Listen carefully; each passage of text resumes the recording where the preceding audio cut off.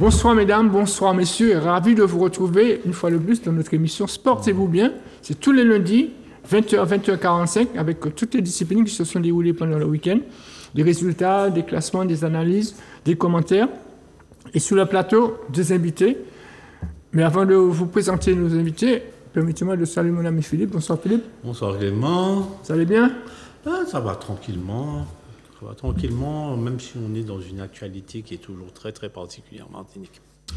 Et puis nos invités, ce sont deux jeunes qui pratiquent le throwing bâton. Yann-Yves Nebon. Et bonsoir. Bonsoir. Et à tes côtés, Séverine Rastoc. Bonsoir. Merci d'avoir répondu à notre invitation. Vous restez avec nous. On revient tout de suite vers vous. Mais avant, permettez-moi de remercier Manuela et Grégory pour avoir préparé cette émission pour nous. Philippe, on va commencer non pas par le football, mais par le throwing bâton, puisqu'ils sont là. Tout à fait, oui.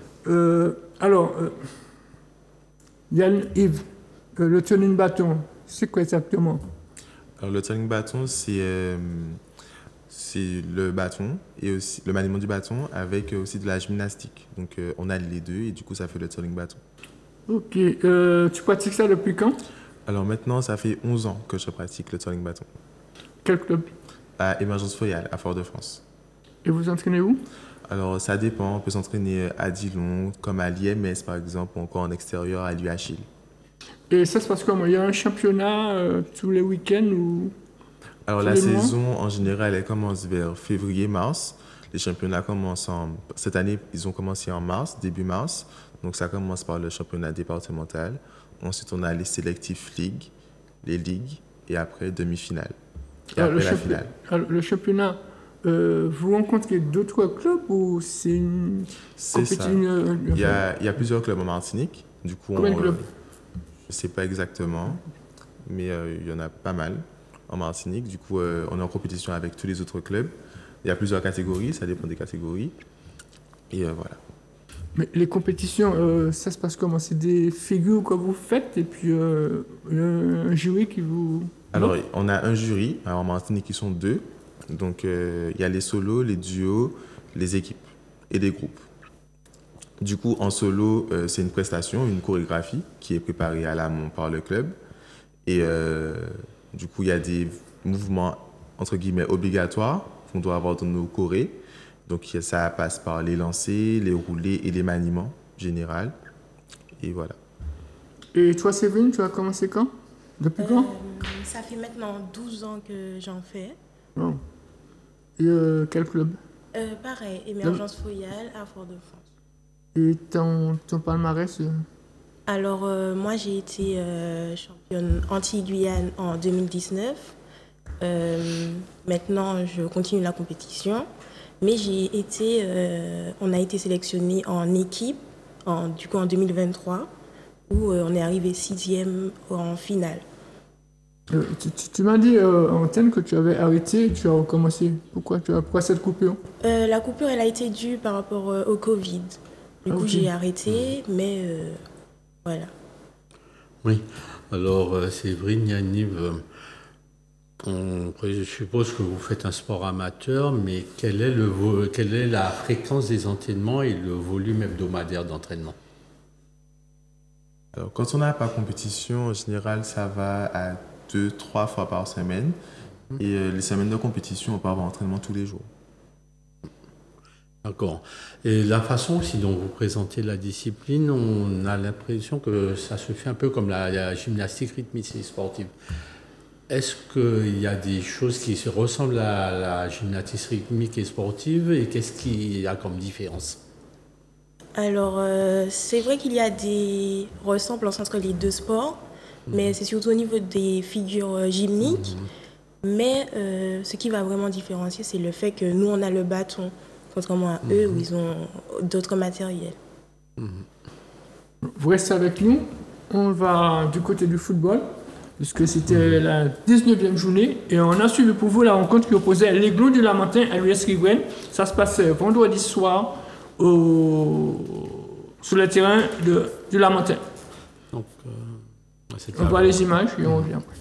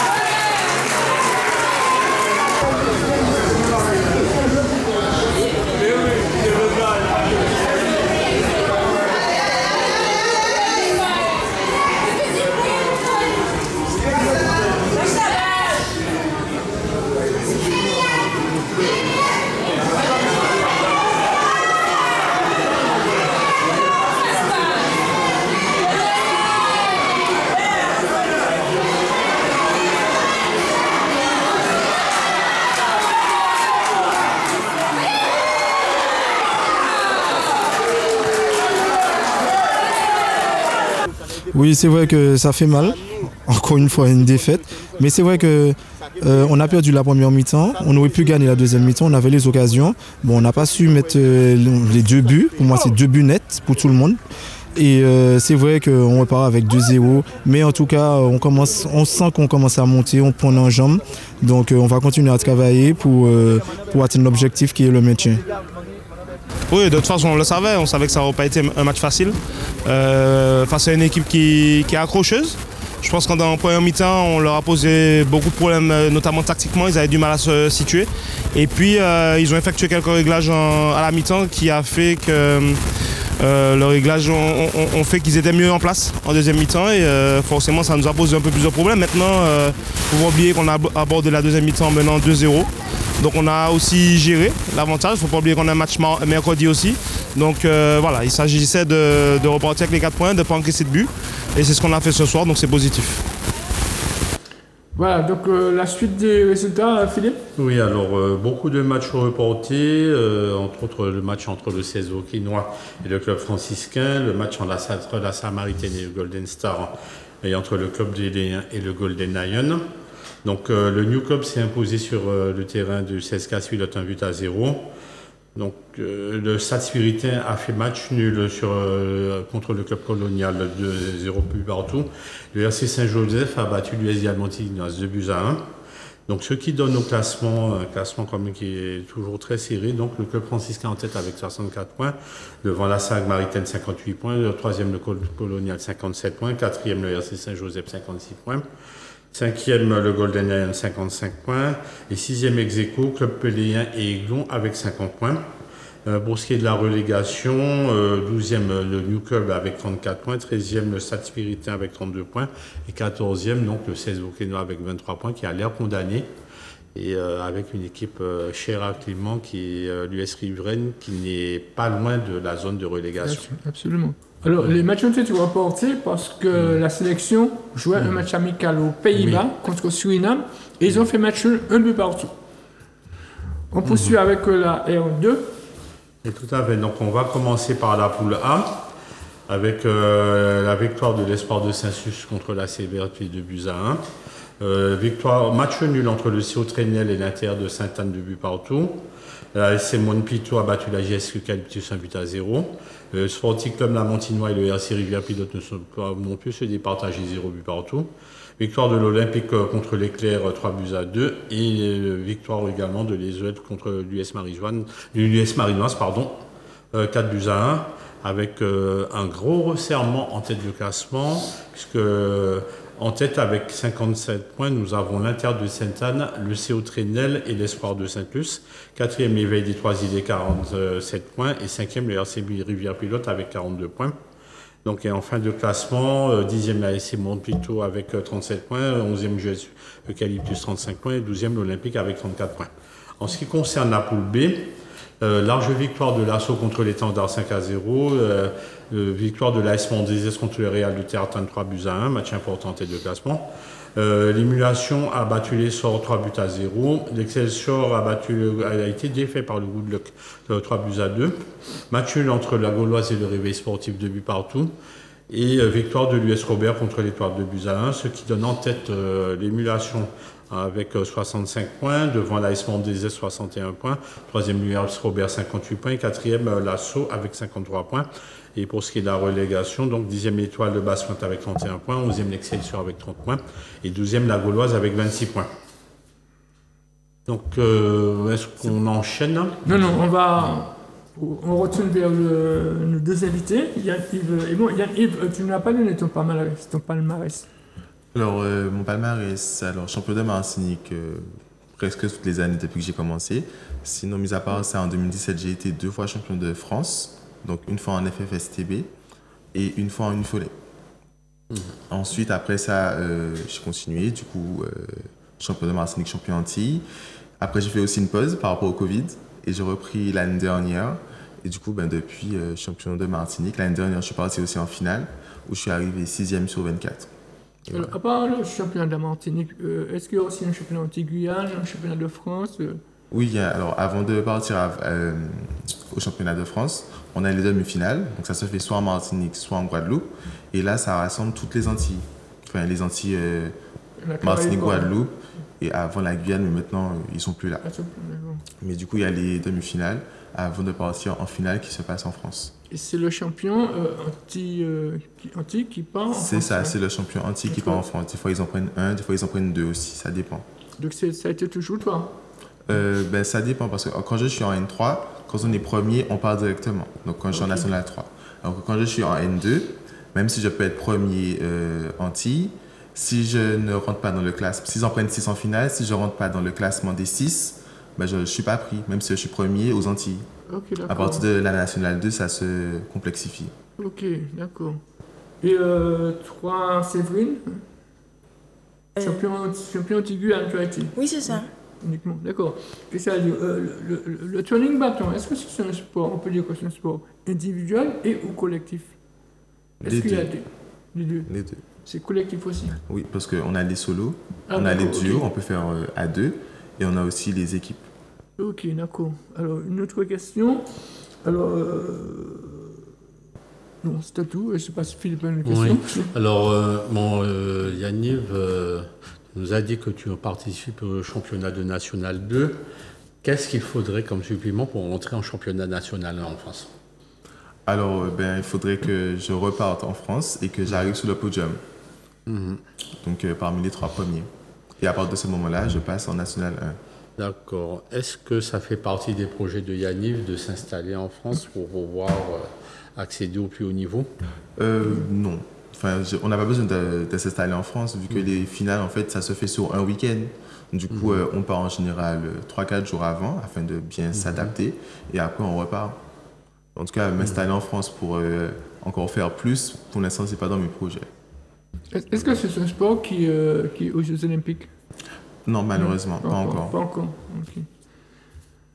On voit ça avec nous. On va continuer avec le hand. Oui. C'était la dernière journée de handball. Donc on a suivi pour vous les rencontres UJ Redoute Club Sport chez les filles et UJ Redoute Club Sport chez les garçons. On voit les images et on revient.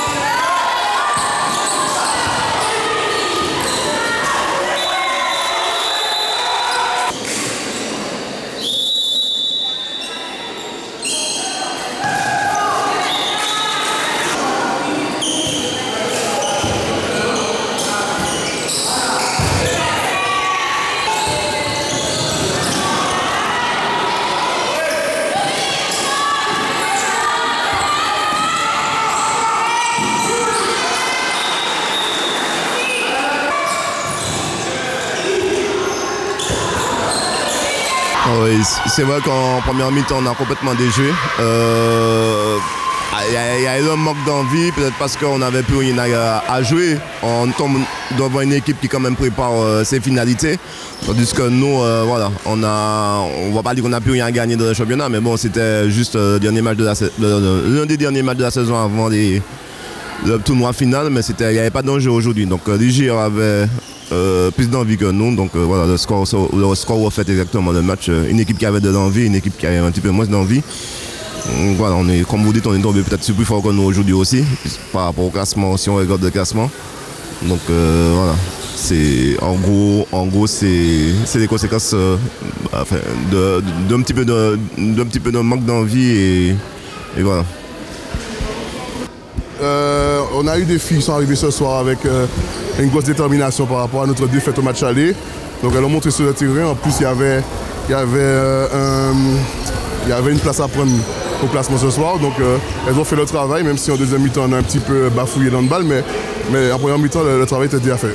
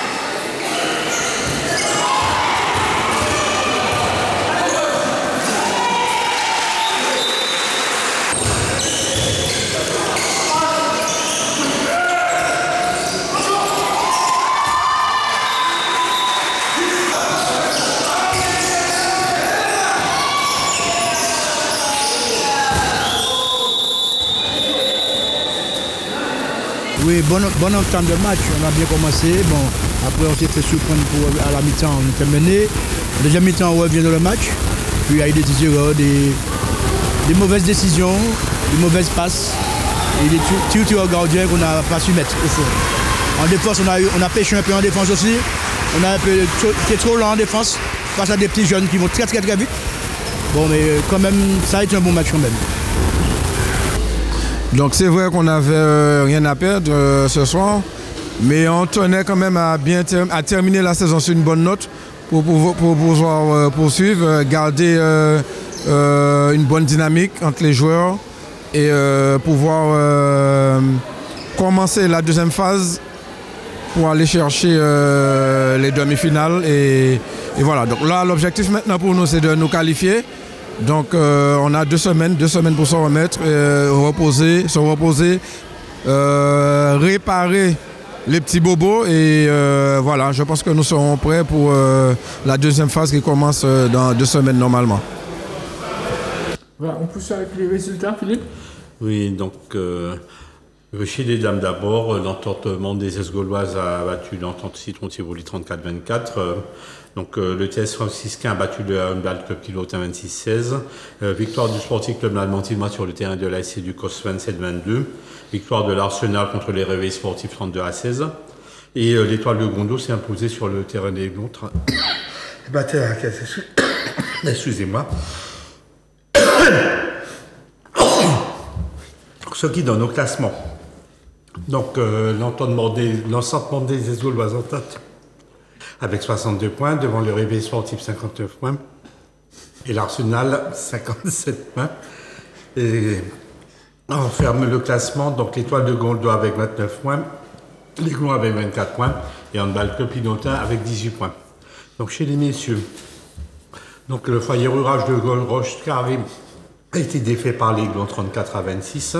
L'ASC du COS bat le Sporting Club Malmentine à 33-21. La Gauloise a été battue par l'USC Citron 23-27. Lui Redoute a été battu par le Club Score, comme on l'a vu à l'écran, 29-24. Donc l'espoir de Floréal a battu l'entente Club Péléen Carabin 39-29 et le Réveil Sportif a battu l'entente Racing Club Laurent Carabin 37-27. On va dire qu'on vit un moment un petit peu particulier à l'écran, n'est-ce pas?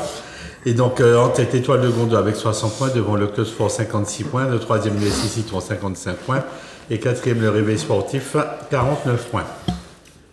C'est bon? Ce sera bon pour tous. J'espère que ça ne va pas passer dans les bêtisiers.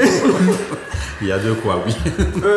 Dites-moi, à quel âge peut-on commencer le turning bâton? Alors, dans notre club, on peut commencer à partir de 3 ans, mais les compétitions, c'est à partir de 5 ans, 6 ans. Pareil aussi. On est dans le même club. Ah oui, non. Alors, les prochaines compétitions, c'est quand?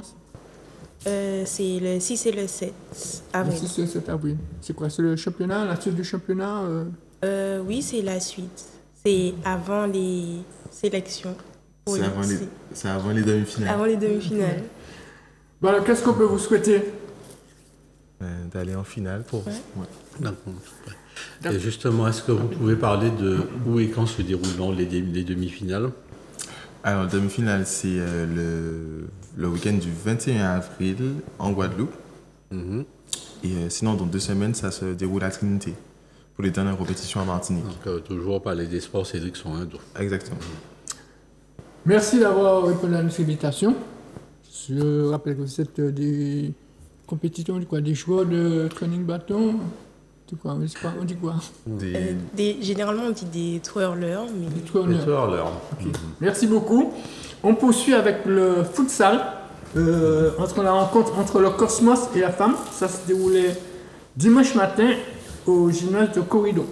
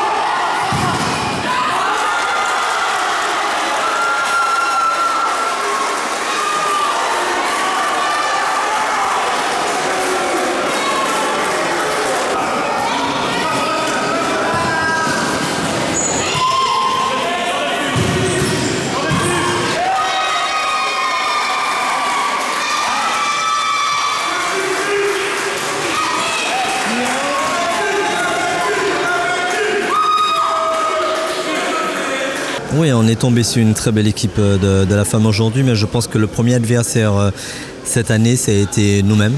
Nous avons manqué de régularité Alors c'est vrai que c'est une nouvelle année avec de nouveaux joueurs. C'était une année de transition, mais nous avions d'autres objectifs.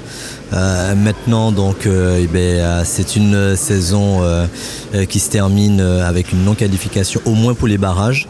Donc on est très déçus.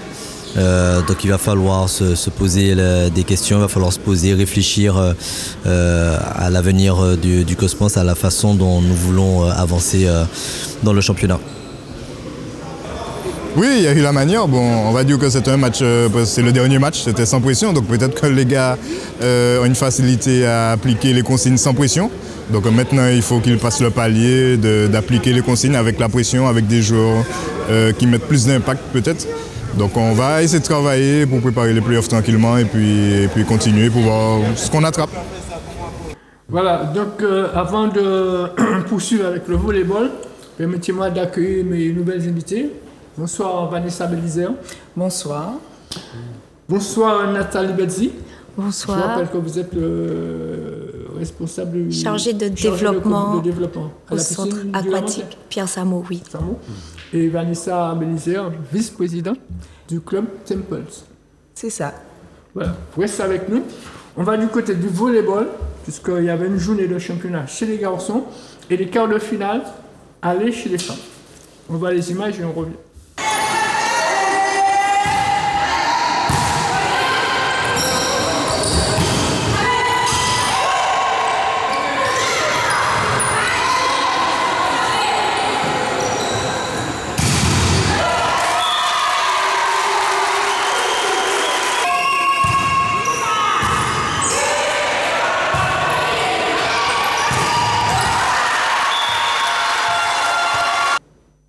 Grégory, on va poursuivre avec les résultats du volley chez les filles. C'était les quarts de finale, Philippe.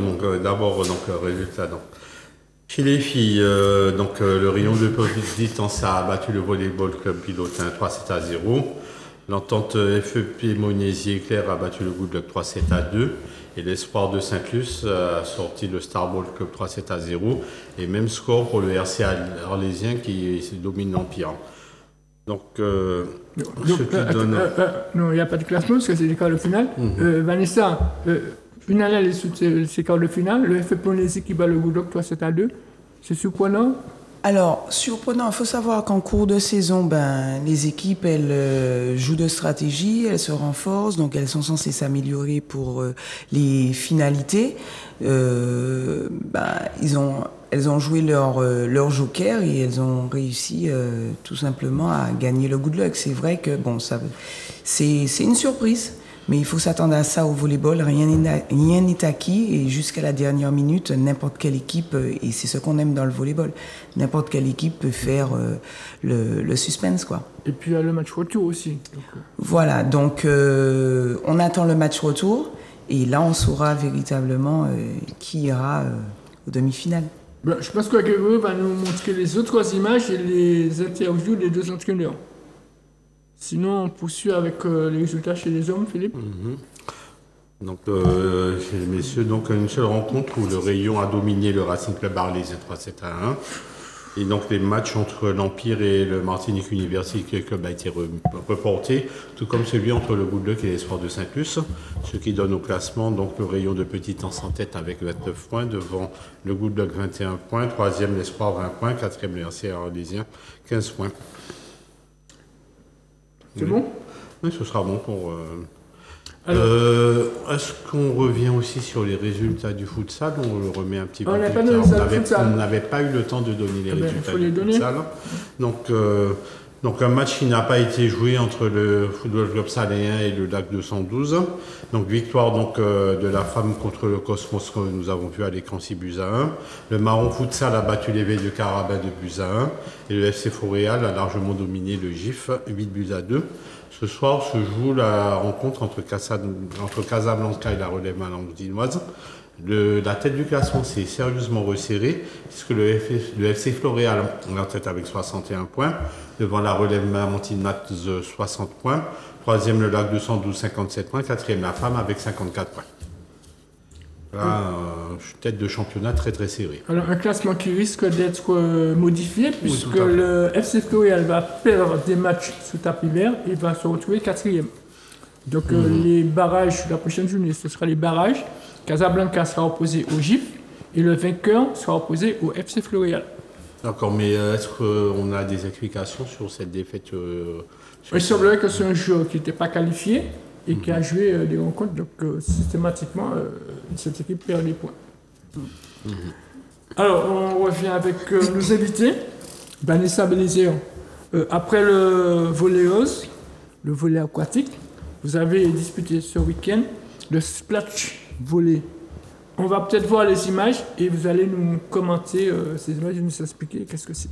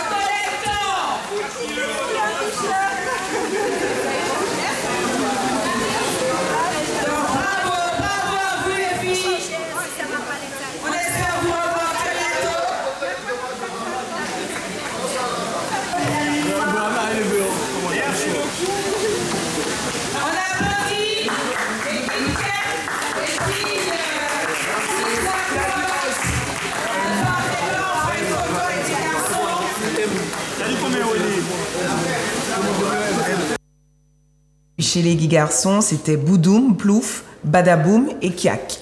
Voilà. Beaucoup de bruit de chute dans l'eau, visiblement. C'est ça, c'est là la touche d'originalité. Il faut changer un petit peu. Ouais. Il y a aussi une question qui me taraude depuis un moment. Quand on joue à la hauteur des chevilles, est-ce que les joueurs sont chaussés?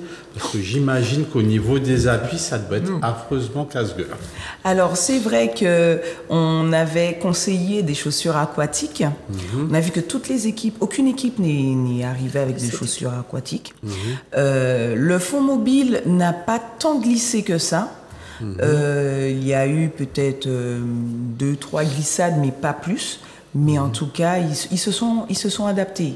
Et c'est vrai que comme ils étaient 4 sur l'espace, ils ont pu quand même couvrir toute la zone sans avoir de véritables déplacements rapides à faire.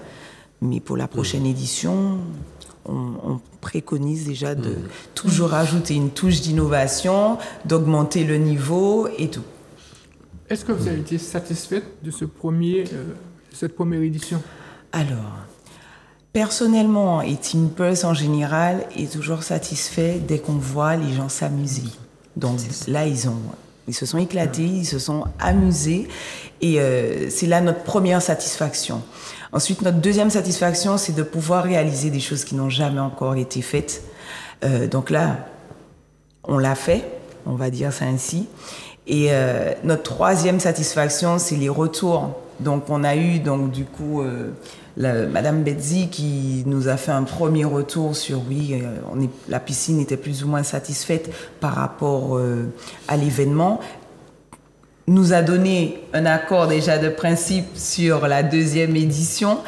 Et là, on peut dire qu'on est déjà satisfait parce qu'il faut d'abord avoir l'accord des entreprises, des organismes qui nous reçoivent et puis également voir comment on peut évoluer, améliorer les choses sur la prochaine édition.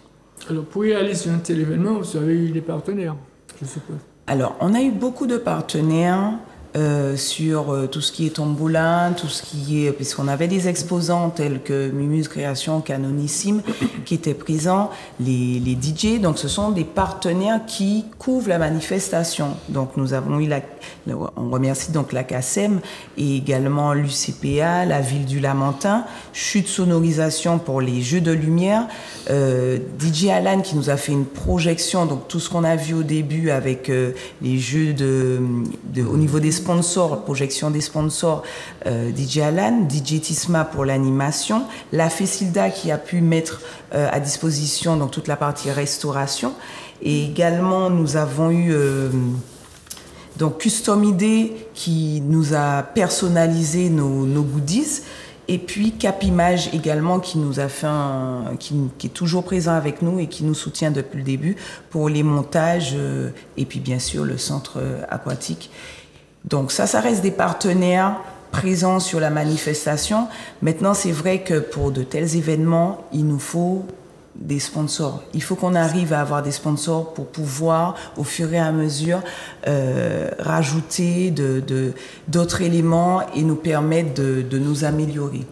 Donc, on fait un appel ce soir sur vos antennes parce que c'est un concept qui plaît et qui promotionne un petit peu les activités physiques, sportives et de loisirs sur le territoire martiniquais et qui, si vous voulez, on sort du classique et maintenant la société attend de nouvelles choses. Donc voilà. Justement, ce splash volley sera renouvelé, parce que Madame Betty vous a fait la promesse, mais quel sera le nouveau concept que vous, Tempos, allez faire? Parce que je sais que chaque fois vous faites toujours un nouveau Alors c'est vrai, donc après la volleyose, donc qui cette année sera reconduite donc à sa 4e édition sur la Martinique et peut-être 2e édition sur la Guadeloupe, bien sûr, puisqu'on expose nos concepts.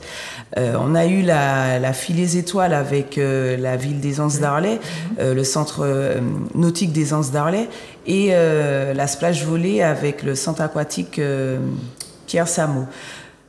Alors, on ne va pas vous dévoiler encore le scoop, tout à fait, nos futurs projets.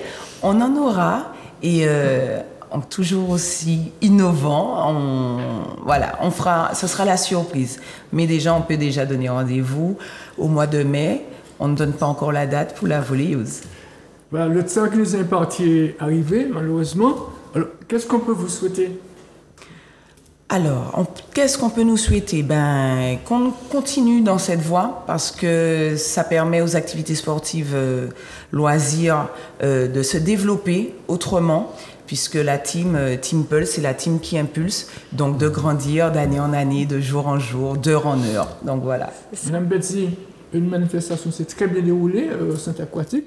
Est-ce que vous avez donné votre conférence? Est-ce qu'il y a d'autres manifestations de ce genre qui se déroulent à la piscine? Alors, de ce genre, non. Par contre, on accueille d'autres types de manifestations et des compétitions, bien sûr, mais en nom propre aussi. Donc, on fait des événements qui sont spécifiques, comme l'aquaciné sur l'eau. Donc, je donne déjà rendez-vous en août pour le prochain aquaciné. Et nous, on fait aussi des animations, en fait, pour la période de Pâques, des vacances. Donc, avec des kayaks, des petits bateaux Mississippi, châteaux gonflables. Donc, on aura un gros week-end, donc le week-end de Pâques, donc samedi, dimanche, lundi, avec le week-end extravaganza, château gonflable, activités, chasse aux œufs. Donc ça bouge toujours au centre aquatique, voilà. Si vous avez d'autres manifestants, vous pouvez le dire là, ce soir, tout ce que vous voulez. Profitez-en. Déjà, il y a l'extravaganza sur le week-end de Pâques. Après, qu'avons-nous? Après, on a des sujets un petit peu plus sérieux, parce qu'on ne fait pas que de l'activité sportive et ludique. On utilise aussi le sport comme réparateur, aquaréparation. Donc, on va bientôt accueillir un quadrathlon des femmes. Donc, en fait, ce sont des femmes qui sont victimes de violences conjugales et qui vont, au travers d'activités sportives, de cycles d'activités sportives, se reconstruire. Donc, mais ça, vous entendrez parler de ce sujet-là. Vous reviendrez nous voir. Oui, avec plaisir en tout cas. C'est très touchant ce que vous dites là. Voilà. Et ça, c'est un sujet parmi tant d'autres parce que, justement, quand on a la chance en fait d'avoir un site comme celui-là et de pouvoir, en fait, l'objectif, c'est de pouvoir toucher différentes cibles. Donc, il y a le ludique, les familles, les enfants qui viennent s'amuser, le côté sportif, et puis aussi tout le côté sport-santé qui se développe de plus en plus sur le centre. Vanessa, si tu as autre chose à rajouter? Alors, la chose que je voudrais rajouter, c'est remercier quand même tous les membres de Team Pulse, parce que je pense que sans eux, on n'aurait pas réussi. Personnellement, moi, seule, je n'aurais pas réussi à réaliser la splash volley et la volleyose. Donc, merci beaucoup. Et puis, on se donne rendez-vous bientôt. Merci Vanessa Belizer. Je rappelle que vous êtes la vice-présidente de Team Pulse. Merci Nathalie Bazi. Vous êtes chargée de développement à la piscine du Lamentin. Merci Philippe. Comme toujours, c'est moi qui te remercie. Et merci Zouk TV. Voilà, c'est ça. Merci Zouk TV de nous avoir reçus et d'avoir fait ce beau reflet, en tout cas, de la splage volley. En tout cas, ce sera avec plaisir aussi qu'on vous invite déjà à venir présenter des futures manifestations au centre aquatique Pierre Samo, et puis notamment cette manifestation dédiée aux femmes qui ont besoin de se reconstruire. Parce que moi, je trouve ça vraiment... C'est quelque chose qui doit toucher tout le monde. C'est ça. Merci à Manuela, merci à Grégory. Sportez-vous bien et prenez soin de vous.